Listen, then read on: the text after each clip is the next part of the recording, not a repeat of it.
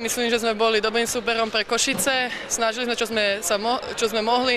Byli nás strašne, sme sa nedali, čo som za to hrdá na naše devčatá, že sa tomu nepodali, keďže hrali taký hnusný basketbal Košice. Takže celkom je to spokojnosť. Ako jasné, že sú tie zbytočné straty, ktoré by nemali byť, ľahké koše, ktoré nechávame, ale je to jasné, že viac skúseností aj na strane Košic. Čo v tomto stretnutí rozhodlo? Boli to práve tie skúsenosti, alebo možno bola to ten štart záverečnej štvrtiny, ktorý vám ušiel, alebo možno o trošku lepšie, keby bola zvládnutá tá prvá štvrtina a jej finish? Skôr si myslím, že je to, že Košice sa už vyvarujú takých chybám, jak sa my nie. Vlastne úplne niektoré detinské chyby a po druhá vec, Košice majú vlastne širokú lavičku, nás tam točí 6 hráčok, je toho dosť, takže nedá sa 40 minút ťahať. Takže keď dochádzajú sily, oni nás prečia.